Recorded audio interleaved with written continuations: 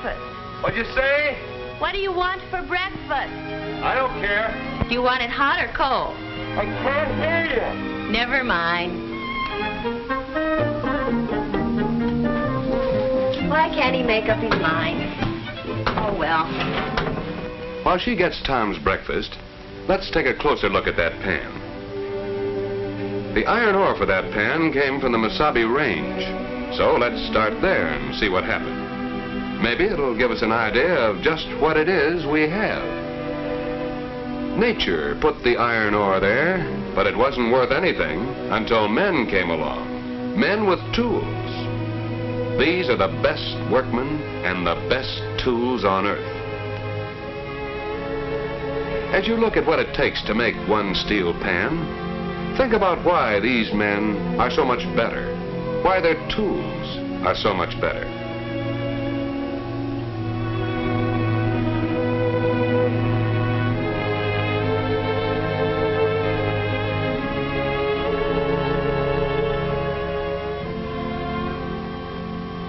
You can't make a pan only with iron ore.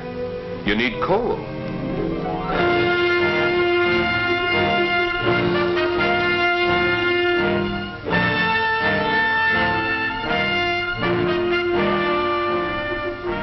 You need other raw materials. Limestone must be quarried.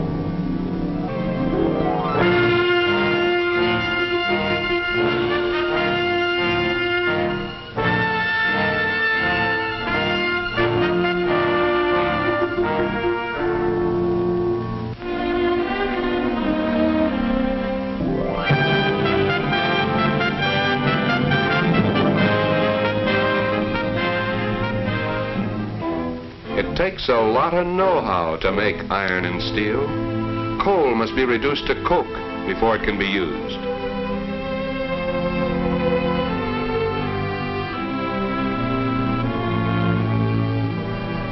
You need fluorspar, manganese, scrap iron, scrap steel. It takes all of this and more just to produce the basic steel. This is what men can do if you give them a chance. Give them economic freedom. Economic freedom in this country means that you and everybody else is free to work, to make things, to produce.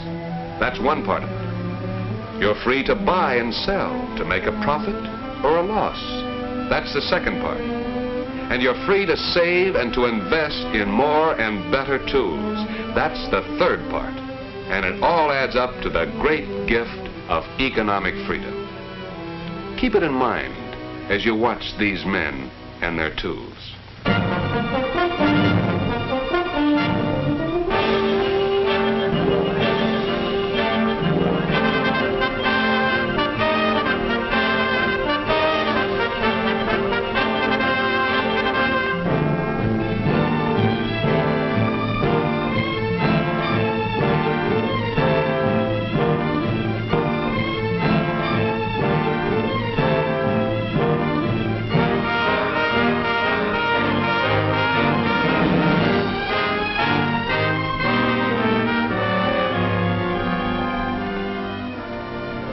We've come a long way from nature, but those sheets still have to be shipped somewhere before you can manufacture the pan. Let's see what happens next.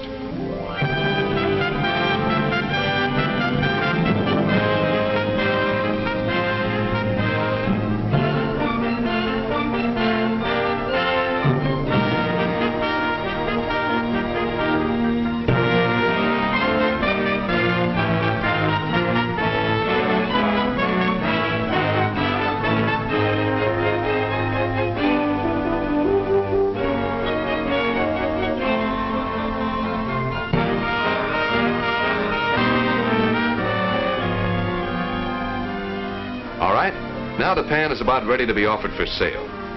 A lot of labor is already invested in that pan. But you can't see the men who made it or all the tools they used. You can't see the thousands and thousands of people whose savings are invested in those tools. You can't see a thing like freedom either. But it's there. The great gift of freedom. Freedom to work, to make things, to produce. freedom to buy and sell, to bargain freely, to exchange what we have for what we want. Freedom to save and to invest in the tools that multiply our productive power. He didn't have to display that pan or try to sell it, but he's free to try. Just as Midge didn't have to come into this store. She was free to make her own private individual choice, free to be ruthless in her search for more and better goods and services at lower prices. But she decided to come into this particular store to look for a pan. That isn't the only pan. She has a choice of iron, steel, copper bottoms, aluminum, but she selected this particular one. Now, here's what really happens. At the time she buys this pan, she has hired all the workers and all the tools clear back to the mine.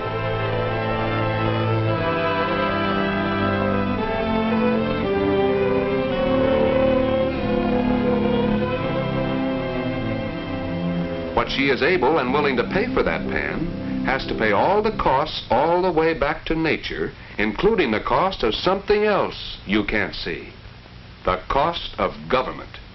And the cost of government, remember, is paid by all the direct and indirect taxes you pay. Well, now we know something about where the pan came from. How about the eggs? Well, let's see. Nature supplied the land, but men made it produce the feed for those chickens.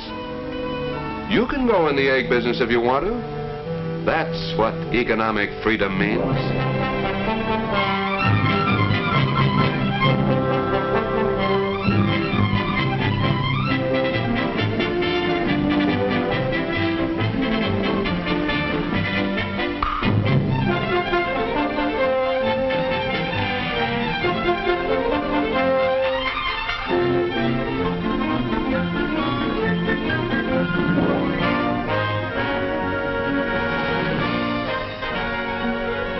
When Tom bought the eggs, he employed all the tools, all the workers, all the way back to the farm.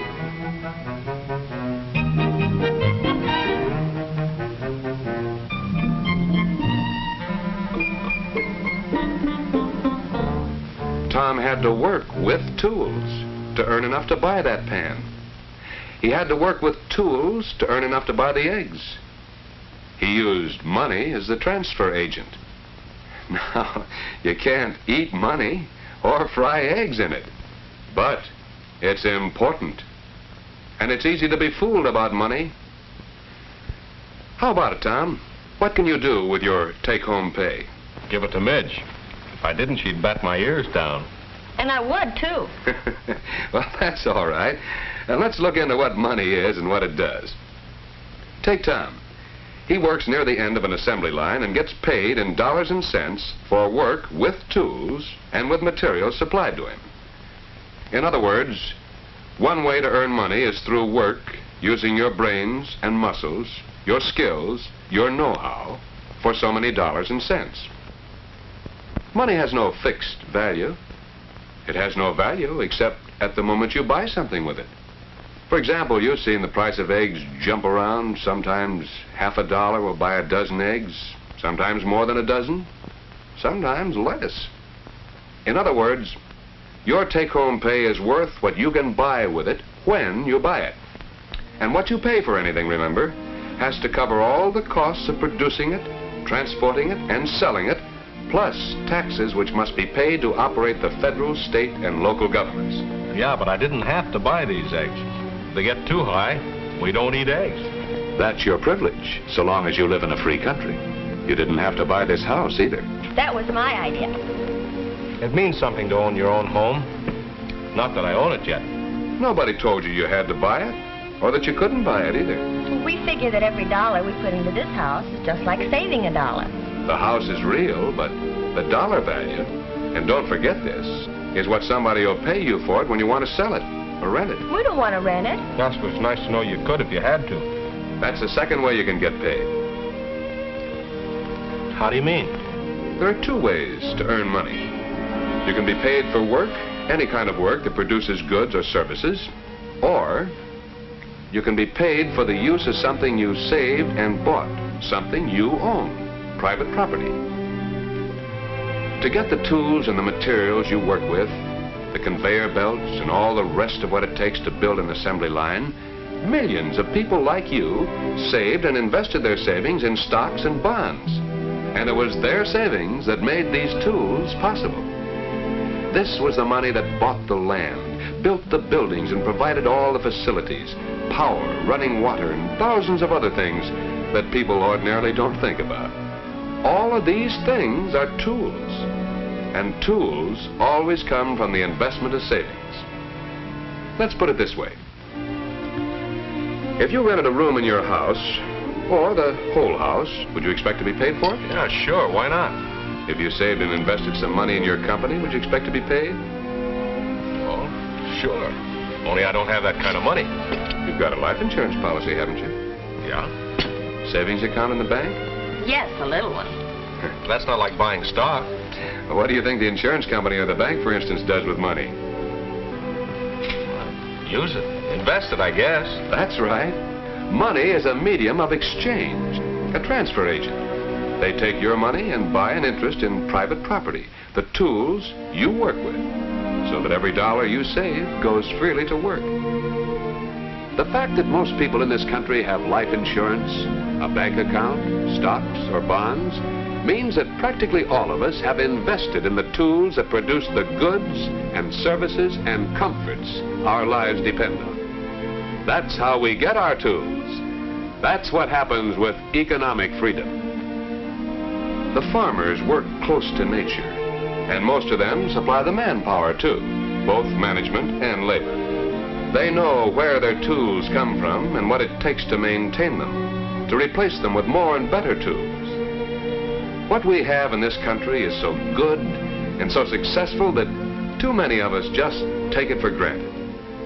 What we have started with the official purpose of our limited government, and it grew because of our hard-won gift of freedom. Real individual freedom protected by law and the secret ballot. The best workmen and the best tools on earth. And the most democratic way of getting more and better tools. Not through forced savings and forced labor. We're free to save and to invest in productive property, in the tools that multiply our total production of goods and services. 10 million workplaces where we're free to work, to make things, to produce, free to buy or sell, to make a profit or a loss, free to try out new ideas, new products, new methods, free to get more and still better tools which multiply our total production, shorten our work hours, and keep lifting our standard of living. We have plenty of problems, but with all the things we don't do, with all our mistakes, we do have political and economic freedom, and we're far better off than the rest of the world. That's what we have, and it's worth talking about.